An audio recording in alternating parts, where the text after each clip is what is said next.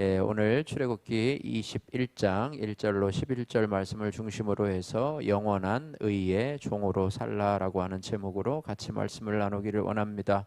바울은요, 우리가 그리스도인이 되었다는 것이 무엇인가를 설명하기 위해서 죄의 종과 또 의의 종이라는 단어를 사용해서 설명을 해주고 있습니다. 로마서 6장 17절에서 18절 말씀인데요, 죄의 종으로서의 인간은요, 예수 그리스도를 믿기 이전의 인간을 의미하고 있는데요, 반대로 의의 종은요, 그리스도를 믿은 이후의 사람을 의미하고 있습니다. 즉 하나님이 우리 인간을 의롭게 하시는 그 의를 따라서 살아가는 그런 사람이 되었다는 것, 이것이 바로 의의 종이라고 하는 것이죠. 하나님은 죄인인 인간을 그의 죄에서 구원하시기 위해서 독생자 예수 그리스도를 그 독생자 예수 그리스도께 우리의 죄를 다 담당시키셔서 십자가에 피 흘려 죽게 하셨습니다. 그래서 하나님의 의는 뭐냐면 그 십자가 안에서 저와 여러분들을 의롭게 하는 의라고 하는 것입니다. 다시 말하면 하나님의 의는요, 죄의 종으로 우리가 하나님과 원수되었었는데 이제는 그리스도 안에서 하나님의 자녀가 되게 하신 의라고 하는 거예요. 그래서 하나님의 의는 용서해 주시는 의고 또 은혜를 베푸시는 의고 사랑을 주신 의라고 하는 것입니다. 그래서 그리스도인을 의의 종으로 또 예수 믿기 전에 불신자들을 죄의 종으로 표현하고 있는데요. 오늘 본문에 보면은 이 하나님께서 이스라엘 백성들에게 법규를 세우십니다. 하나님이 법규를 세우시는데 하나님이 세우시는 법규는요, 잘못했을 때 처벌하는 그런 기능도 있지만은 근본적으로 이스라엘을 향한 하나님의 사랑에 기초를 하는 것이 바로 하나님의 법규입니다. 하나님의 말씀도 마찬가지죠. 그래서 오늘 2절에서 6절 말씀은 이 남종에 대한 법규를 말하고 있고요. 또 7절에서 11절 말씀은 여종에 대한 그런 법규를 의미하고 있습니다. 2절에 보면 이 남종에 대한 법규를 말하고 있는데요. 2절 말씀 같이 한번 읽겠습니다. 너희가 히브리 종을 사면 그가 6년 동안 상전을 섬길 것이지만 7해에는 몸값을 물지 않고 나가 자유인이 될 것이며. 히브리 종을 사면은 6년 동안은 그를 산 상전을 섬길 것이지만은 7년째에는 값없이 자유하게 나갈 것이라 이렇게 말씀하고 있습니다. 히브리 남종에 대한 법규는 기본적으로는 자유를 원칙으로 합니다. 그래서 7째 해에는 몸값을 물지 않고 나가서 자유인이 되게 되는데요. 다만 상전과 또 처자를 사랑해서 자유인이 되기를 포기하는 경우에, 상전이 아내를 준 경우에 자녀가 있고 또 아내가 있을 때에 혼자서 나가기가 불편할 경우에는 아내를 사랑하고 또 자녀를 사랑하고 또 주인을 사랑할 경우에는 자녀 주인에게 이제는 자기가 자유인이 되는 것을 포기하고 다시 주인께로 돌아와서 살아갈 수 있는 그런 은혜도 허락해 주셨다고 하는 것이, 어떻게 보면 이것은 선택의 자유가 되겠지요. 그래서 종이 된 지 6년이 지나고 7년째가 되면 이 종은 중대한 결단을 해야 됩니다. 물론 뭐 혼자 왔을 경우에 홀로 나가서 자유인이 되면 되지만 가족이 있을 경우에는 이 가족을 내가 버리고 가서 혼자 세상으로 나가서 자유인이 될 것인가, 아니면 다시 돌아와서 종에게 이제는 주인에게 돌아와서 이제는 종으로 내가 살 것이며 또 나에게 그동안 주신 처자와 함께 살 수 있는 은혜를 더하여 주십시오라고 하는, 속으로는 아마 결단을 해야 될 것입니다. 그래서 주인의 종이지만은 가족과 함께 행복하게 사느냐, 아니면 가족을 버리고 홀로 세상에 나가서 자유롭게 사느냐, 중대한 기로 앞에서 결단을 해야 되는데요.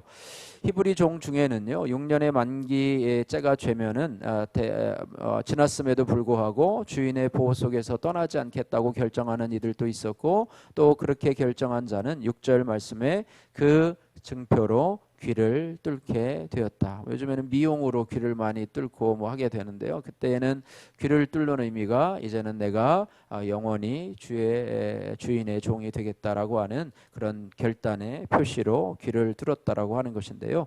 이것은 강제적인 것이 아니고요. 자의적인 행동에 의해서 되는 것이죠. 주인에 대한 사랑, 또 자신의 가족에 대한 사랑으로 인해서 귀를 뚫고요. 영원히 주인을 섬기겠다는 일종의 헌신의 표현이라고 볼 수가 있습니다. 예. 사실 우리도 마찬가지로요. 예수님을 만나기 전에는요. 세상에서 육신에 속해서 마귀에게 또 죄에게 종노릇하면서 그렇게 방탕하게 살았습니다. 바로 그때 하나님께서 우리를 불러주셔서 흠없고 점없는 어린 양의 보배로운 피로 우리를 죄의 종에서 의의 종으로 삼아주셨습니다. 그래서 내가 의의 종이 되었다는 것은 내가 죄에서 해방되었을 뿐만 아니라 하나님의 의가 이미 내 안에서 주인으로 나를 지배하기 시작했고 또 그 의와 권능과 힘이 이미 내 안에서 역사하고 있음을 말해주고 있는 것입니다. 그래서 바울은 너희가 죄에서 해방되어 의에게서 종이 되었느니라 이렇게 말씀을 하고 있습니다. 이제는요. 예수 믿은 후에는 죄의 지배와 또 죄의 조정을 따라서 살아가는 존재가 아니라 하나님의 사랑과 또 그리스도의 사랑과 또 그 사랑의 종으로 살아가는 것이죠. 예, 그러면서 죄의 종으로 살아가는 삶을 전도서 기자는 이렇게 말하고 있습니다. 전도서 1장 2장 2절 3절에 헛되고 헛되며 헛되고 헛되니 모든 것이 헛되도다. 사람이 해 아래에서 수고하는 모든 수고가 자기에게 무엇이 유익한고 이렇게 말하고 있습니다. 어떤 의미에서 이 죄의 종으로서의 삶은요. 쾌락이라고 하는 즐거움의 행복이 있기는 합니다. 그러나 이 즐거움은 인생의 유익과 가치를 안겨주는 참된 길이 아니라고 하는 것이죠. 거두어 드릴 것이 없는 허무한 삶일 뿐입니다. 죄의 종으로 사는 인생의 결과는 부끄러움과 사망이라고 하는 것이죠. 영원한 멸망의 삶이 죄의 종으로 살아가는 삶의 결론이라고 하는 것입니다. 하나님의 심판으로서의 삶이고요. 그렇습니다. 그래서 하나님의 심판으로 지옥에 떨어지는 멸망의 삶이 죄의 종으로 살아가는 인생의 결론이라고 성경은 말씀하고 있습니다. 그러나 반대로 의의 종의 결과는 전혀 다릅니다. 로마서 6장 22절 말씀에 그러나 이제는 너희가 죄에서 해방되고 하나님께 종이 되어 거룩함에 이르는 열매를 얻었으니 이 마지막은 영생이니라 이렇게 말하고 있습니다. 의의 종의 삶은요 거룩함에 이르는 그런 열매를 얻는 삶이라고 하는 것입니다. 이 열매는 예수 그리스도로 말미암아 변화된 그리스도인의 모습인데요. 의의 종으로서의 삶의 결론은 바로 영생이라고 하는 것입니다. 로마서 6장 23절 말씀에 죄의 삭은 사망이요 하나님의 은사는 그리스도 예수 우리 주 안에 있는 영생이니라 이렇게 말하고 있습니다. 여기서 죄의 삭 또 하나님의 은사에서 삭시 나오는데요. 오늘날 한 달 동안 일하고 뭐 월급을 받는 거와 마찬가지로 월급을 다른 말로 삭시라고 얘기했는데요. 죄의 삭 그러니까 삭은 당연한 결과로 받는 것이고요. 하나님의 은사는요 받을 수 없는 것을 선물로 받는 것입니다. 내가 일하지 않았을지라도 은혜로 선물로 받는 것이 바로 은사라고 하는 것입니다. 그래서 사망은 죄의 종으로 살아간 사람들이 받는 당연한 그런 삭스로서 삶의 결과라고 볼 수가 있고, 반대로 영생은 우리 주 안에서 하나님으로부터 받는 구원의 선물, 은혜의 선물이라고 볼 수 있습니다. 죄의 종으로서의 삶과 의의 종으로서의 삶이 다르듯이 그 열매와 인생의 끝도 너무나 차이가 납니다.